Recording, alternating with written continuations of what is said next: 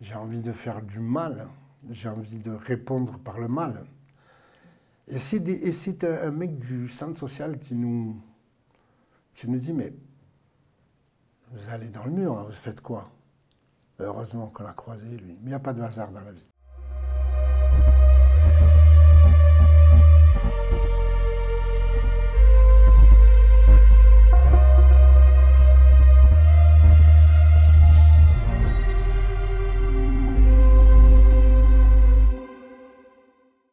Moussa Maskri, vous allez bien? Oh, ça va très bien. Ouais.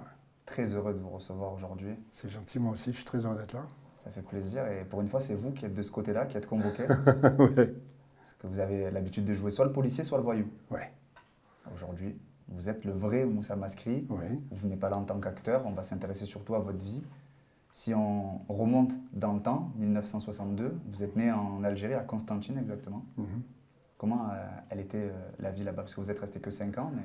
Ah, j'ai des souvenirs de gamin. Je me souviens de mes cousines, du vendeur de glace, de ma grand-mère, qui était toujours au fond de la cour.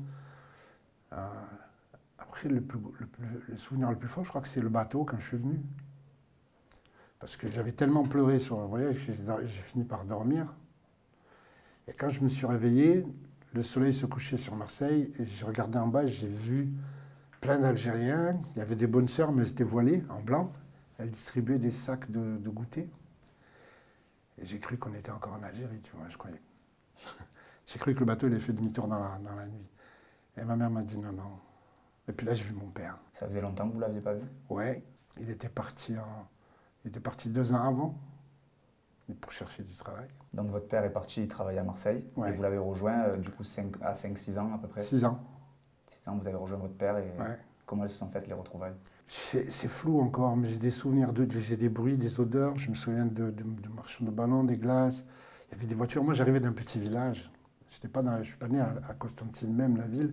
Je suis né dans un petit village qui s'appelle Chelrom-Léride. C'est un tout petit village.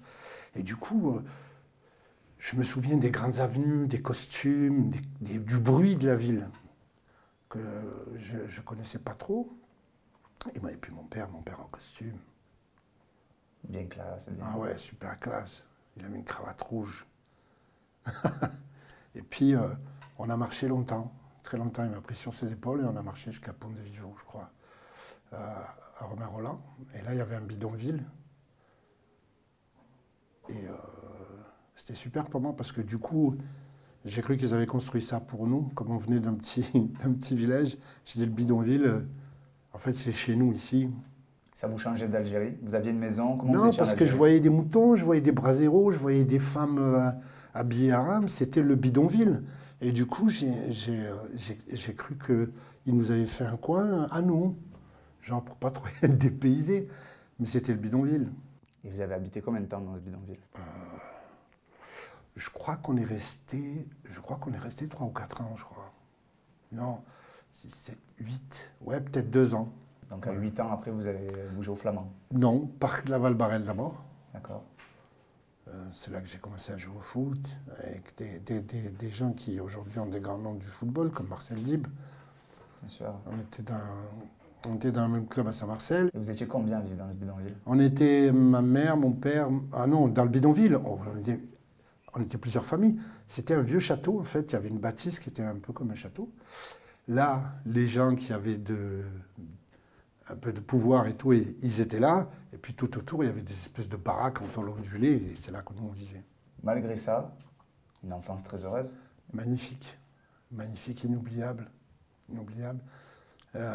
L'école à Pont-de-Vivaux, ça c'était dur au début, mais que j'ai que des bons souvenirs en fait.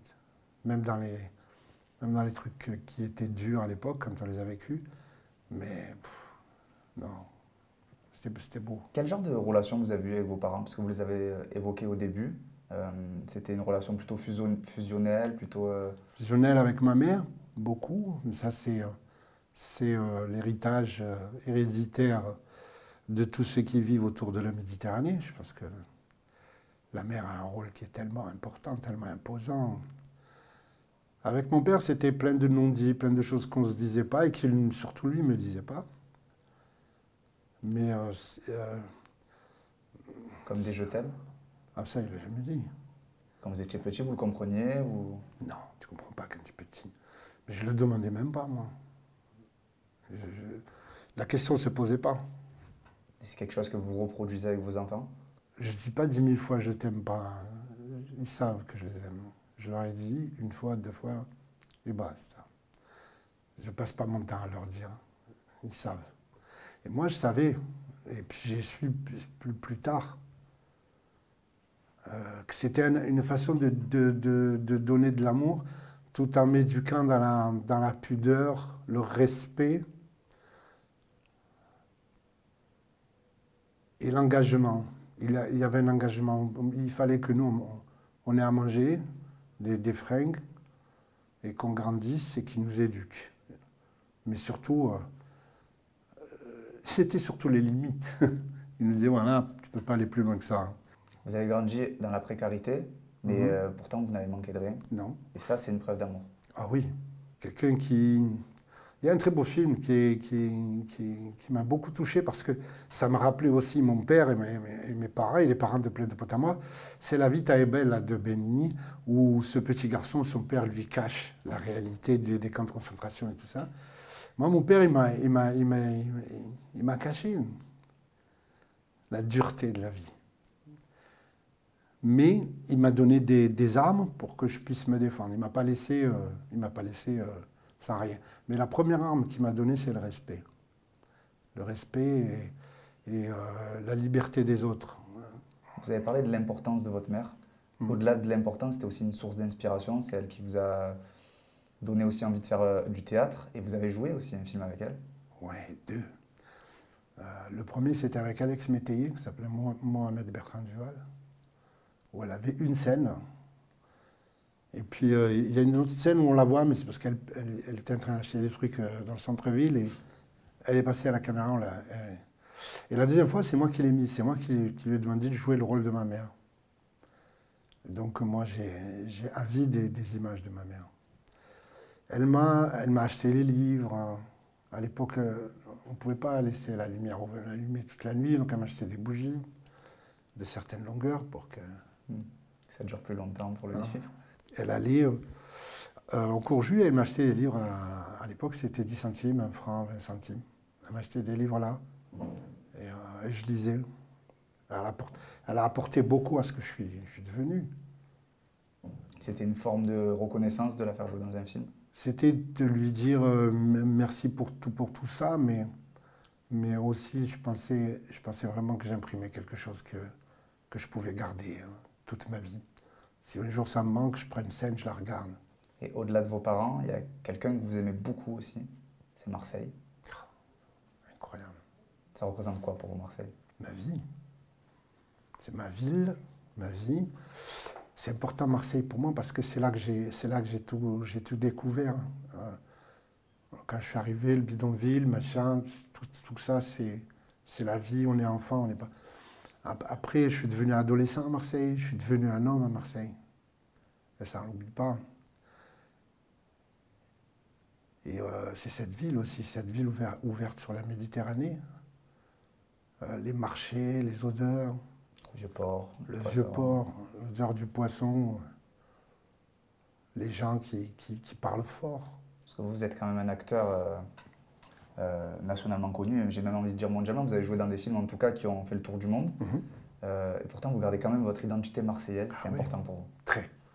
Parce que, alors je vais faire un adage, tout le monde le dit tellement de fois, si tu ne sais pas d'où tu viens, à mon avis, tu as des problèmes de savoir où tu vas. Ça vous a suivi toute votre vie? Toute ma vie. C'est mon histoire. Et vous la racontez aujourd'hui, des années après, presque 55 ans après votre arrivée à Marseille. C'est magnifique. Elle m'a tout donné, cette ville. Elle m'a appris des choses, mais c'est pas grave par rapport à ce que j'ai reçu. Tout à l'heure, vous parliez de votre adolescence à Marseille. Il y a un point quand même d'interrogation quand on fait des recherches sur vous, c'est le parcours scolaire. On ne trouve pas beaucoup d'informations. Comment vous... Moi, j'ai été à l'école à Michelis, et puis j'étais... Alors moi, c'est très particulier, parce que j'ai un frère qui est handicapé, personne n'a maintenant, parce qu'il est décédé. Et ils m'ont mis avec lui, ils ont dit, bon, c'est deux frères, on va les mettre ensemble. Sauf que lui, il avait 4 ans de plus que moi, 5 ans même. Et donc, on est allé là-bas et quand je suis allé au Flamand, ben, je suis arrivé au Flamand, j'étais au CM2, donc juste avant de passer en 6e. Donc, j'ai pas fait de collège dans ce coin-là. J'étais mauvais à l'école, un truc de fou, j'aimais pas ça. J'aimais pas ça. Il y a des gens qui sont faits pour ça et d'autres qui sont faits pour autre chose. Moi, j'aimais pas à l'école. Après, j'ai des souvenirs qui sont pas très jolis à l'école. Hein. J'avais un professeur qui était très dur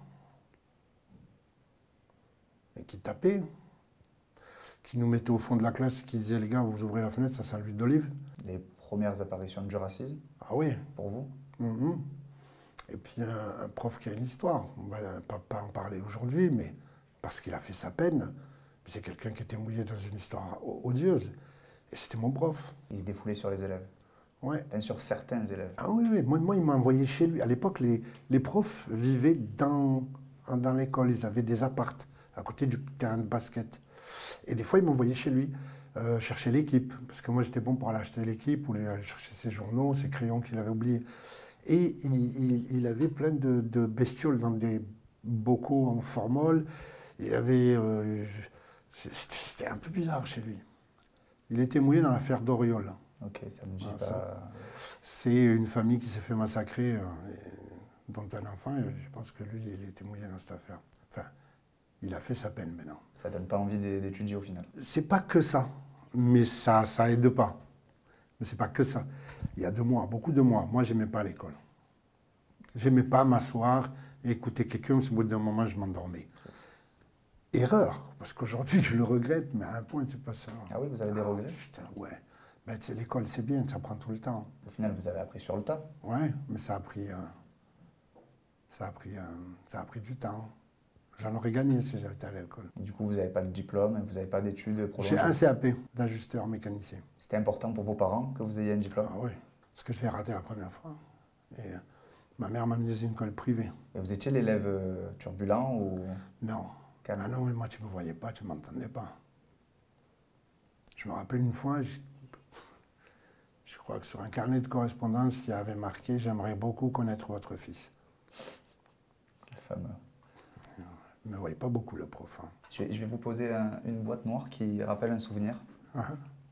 C'est un peu l'habitude de convoquer, il y a un souvenir à l'intérieur. Vous allez l'ouvrir, le montrer à la caméra et le décrire, montrer ce que ça représente pour vous.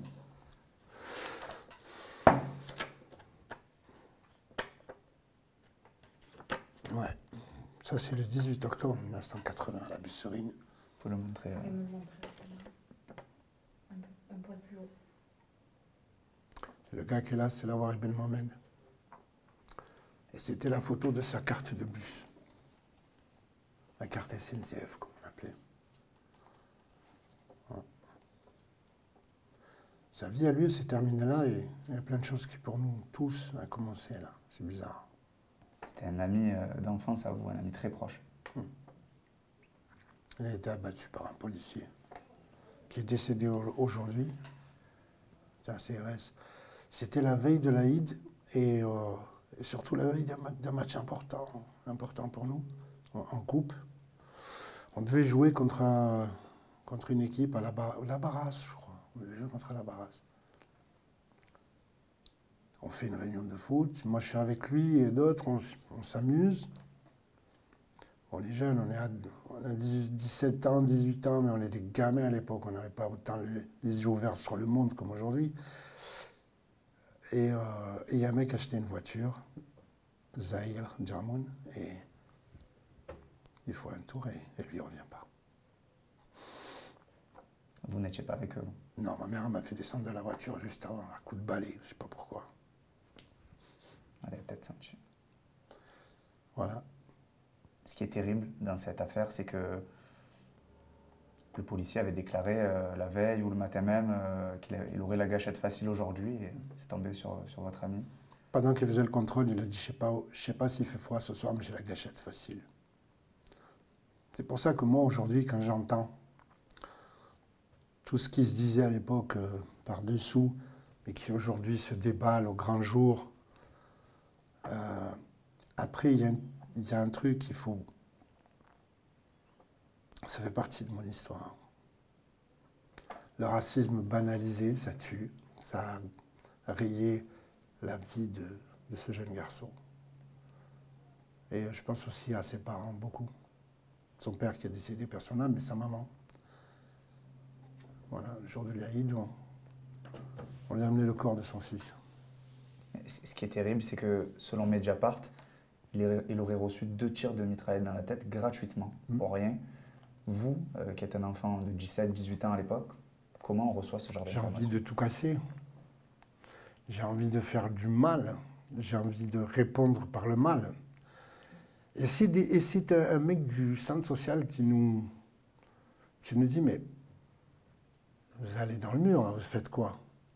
Heureusement qu'on l'a croisé, lui. Mais il n'y a pas de hasard dans la vie. Et lui, il nous propose que toute cette rage, cette injustice, on la dénonce par autre chose que par la violence, et on est passé par le théâtre. On avait cette option-là. Et on l'a prise, moi je l'ai prise, et puis je me suis engouffré là-dedans, mais toute ma rage, tout mon désespoir, tout est passé là-dedans, hein, dans le théâtre. Ce qui est magnifique, c'est que ça vous a réussi. Seulement 6 mois après ce malheureux drame, vous jouez une pièce de théâtre qui représente cette scène devant la maman de votre ami. Au théâtre. C'était important pour vous? Ouais, c'était important, c'était fort. C'était fort. Ça, c'est des moments forts. La mort de Lawari, ça c'est indéniable, c'est quelque chose qui est ancré en moi, qui est une blessure qui se refermera jamais. Et ce fameux jour où on joue au Théâtre du Merlin, où c'est plein à craquer, et il y a sa mère. Et on joue la fameuse scène du contrôle de police, avec le crime, l'assassinat, l'enterrement. C'est fort quand même, ça doit être dur aussi pour vous de jouer ce genre de Je scène. voulais pas rentrer sur scène, moi.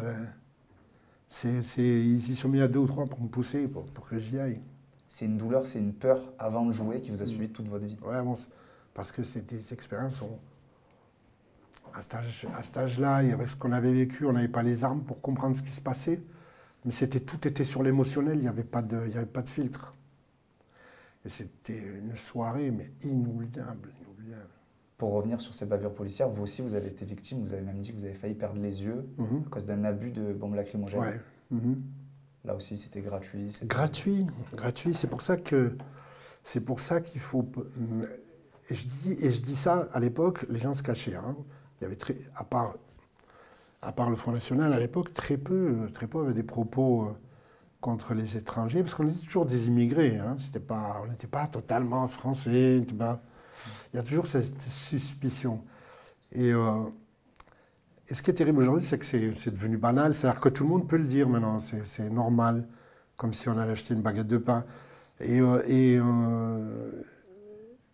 mon histoire, à moi, elle est la preuve que ce discours-là, il nous amène dans le mur.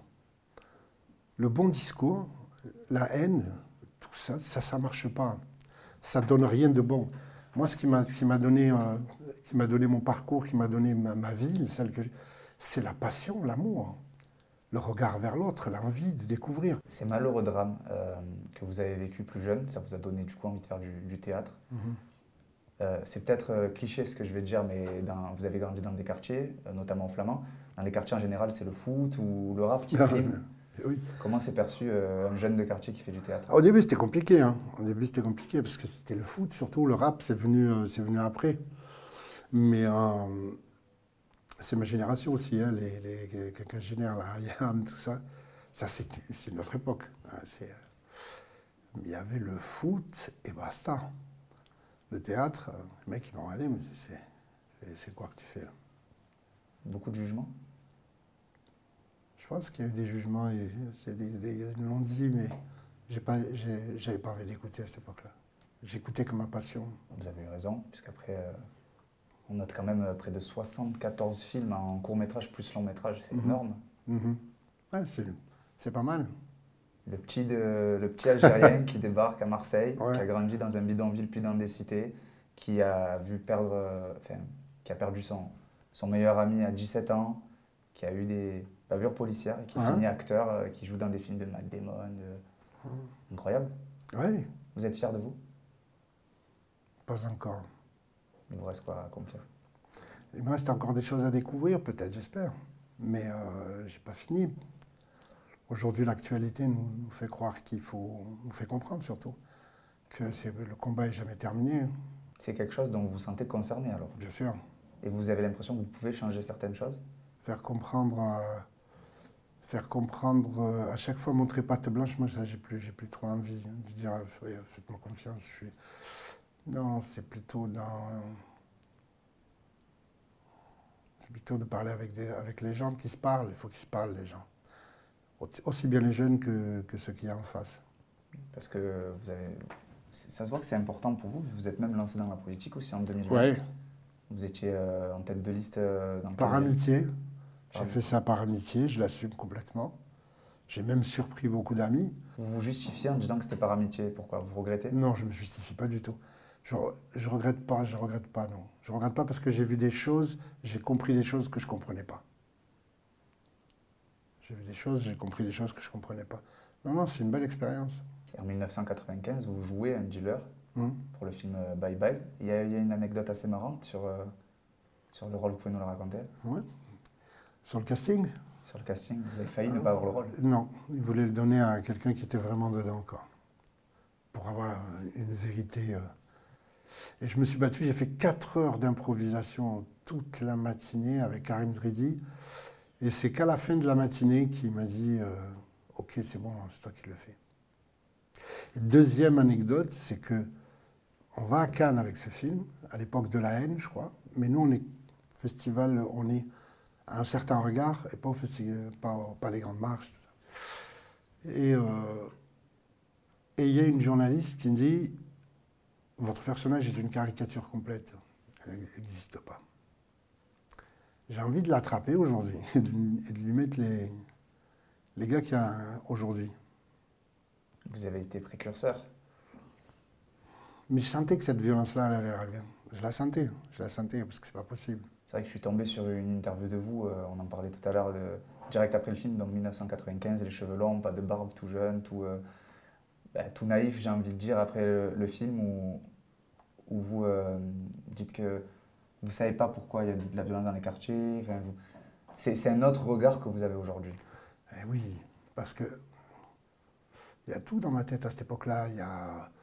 Je recherche aussi un peu la notoriété, parce qu'on est tous comme ça quand on venait pour avoir des rôles. Et il faut, à l'époque, puis les journalistes, et puis les questions, et puis moi, j'étais plein de doutes sur des choses, des certitudes, j'en avais pas beaucoup.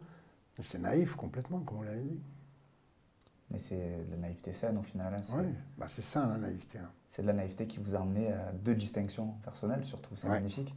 Ouais. En 2000 et en 2015. 2000, c'est à Tokyo. C'est ça. Vous avez le prix du meilleur acteur au Festival du film de Tokyo pour Mondialito, le film que vous avez joué avec votre mère. Ouais. Là, vous pouvez dire que vous êtes fier de vous. Ah oui, c'est un grand moment. Puis, je me rappelle, à la fin du prix, le gars du festival, il m'a amené dans un bureau, il y avait un téléphone. J'étais à Tokyo. Hein. Et il me dit, bon, à Marseille, il n'est pas encore trop tard. Et donc, il m'a demandé le numéro de téléphone de ma mère. Il appelait ma mère et j'ai parlé avec elle.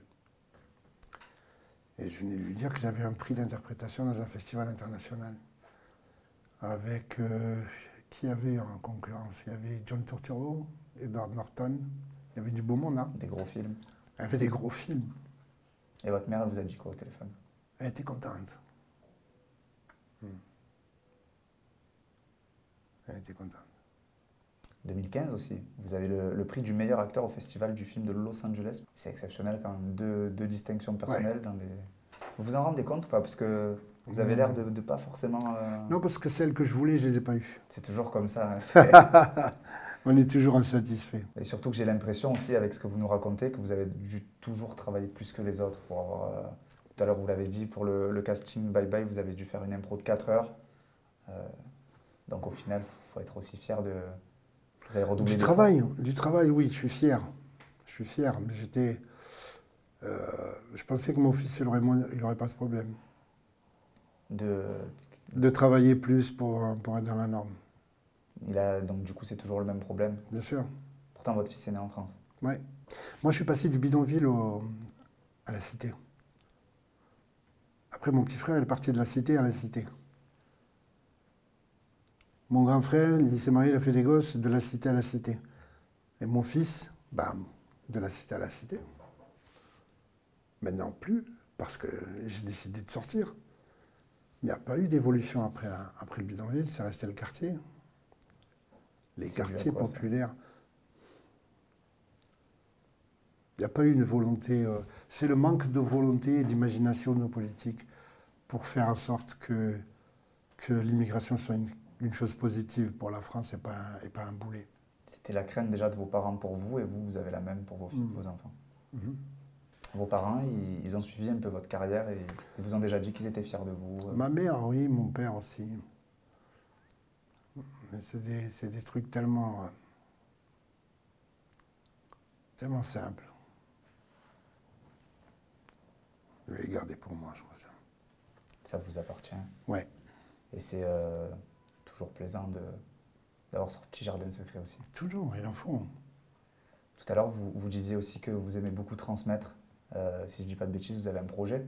J'écris, mais c'est dur, hein. C'est dur parce que être metteur en scène, réaliser un film et tout, c'est une énergie qui est colossale. Moi, je sais de quoi je parle parce que ça fait des années que je fais du cinéma. Et quand je vois un réalisateur débarquer le premier jour du tournage, le voir partir le dernier jour, c'est une grosse énergie. Continuer après à défendre, à monter son film, à aller défendre ce que toi tu avais dans la tête, c'est les projets avant, après, c'est une énergie de malade. Donc j'écris, mais j'ai pas encore sauté le pas. C'est un autre métier. Mais si je ne dis pas de bêtises, ce n'est pas le seul projet que vous avez. Vous voulez aussi ouvrir une académie pour donner des cours. Ouais, j'ai envie de transmettre j'ai envie de faire du partage. C'est ce qui a toujours été le lien dans ma vie, le partage. Partager parce que partager, c'est rendre ce que la vie t'a donné. Il faut rendre. Il y a des jeunes aujourd'hui, il faut leur donner, mais il y a des jeunes qui ont une puissance et un talent qui est extraordinaire. Moi, je les vois. On m'a remis un prix samedi, dans un festival. On m'a remis un prix pour me remercier de tous les films à petit budget que j'avais fait et qui ont donné la chance à plein de metteurs en scène. De ça, je suis fier. Donc oui, ça, ce serait la continuité de mon travail, de ma passion. En 2019, on vous demande votre plus grand rêve dans une interview. Et vous avez dit, c'est de revoir mes parents pour rattraper du temps, parce que justement, vous aviez des regrets à ce niveau-là. C'est pas des regrets, c'est des... Si c'est des regrets, ça devient lourd. Hein. Apporter. Parce que là, c'est pas rien, c'est ceux qui t'ont donné tout. Non, c'est de l'amertume, c'est plein de trucs comme ça, c'est des rendez-vous ratés, mais on peut pas les gérer, on n'est pas... C'est ça la vie. La vie, c'est fait de rendez-vous ratés, de rendez-vous réussis, de ratage et de réussite et de plein de choses. Il y a plein de moments où je me dis, mais qu'est-ce que t'es allé foutre au lieu de te foutre à côté de ta mère et de l'écouter parler, de ton père, et de leur donner du temps et qu'ils t'en donnent aussi. C'est des choses qu'on se rend compte quand on perd ses êtres. Ça, c'est des choses qu'on me répète depuis que je suis petit aussi et qu'on se rend compte quand on a perdu ces personnes. C'est des choses que vous dites à vos enfants? Oui. Ils sont attentifs? Je ne sais pas. Je ne leur en voudrais pas s'ils ne le sont pas, parce qu'ils sont comme moi dans mon époque. C'est-à-dire qu'on a une telle envie de vivre qu'il y a des choses que tu n'entends pas. Il y a plein de moments que j'aurais passé avec eux, ça c'est certain. Pas quand ils étaient malades, parce que là c'est autre chose. C'est autre chose. Mais si je referais, ouais, je passerais plus de temps avec eux. Ouais. Quitte à mettre votre carrière de côté? Ça n'a jamais compté beaucoup ma carrière. Ça a été longtemps une passion, ça l'est toujours. À un moment donné, c'est devenu celle qui nourrissait ma famille. Mais j'ai pas eu un plan en me disant je veux ça, puis je vais être ça. Non, la vie m'a donné, j'ai pris. Vous pensez que c'est compatible ou pas de tout donner dans sa carrière et à côté donner aussi de l'énergie pour sa famille? Bien sûr. C'est un peu pour les épater à eux aussi. Hein. Je pense que vous avez réussi. Hein. Vous avez tourné dans 74 films quand même. J'espère. Ça, on a une habitude d'en convoquer. On demande toujours 3 mots à un proche pour définir l'invité. Là, je vais vous demander 3 mots à vous. C'est assez spécial, mais vous devez vous définir en 3 mots si vous aviez peut-être des qualités ou des défauts. Non, j'ai tout ça. Hein. J'ai tout ça en magasin. Votre plus grosse qualité, votre plus gros défaut. On va la jouer comme ça. La curiosité pour la qualité. Et le manque de confiance pour le défaut. Le doute.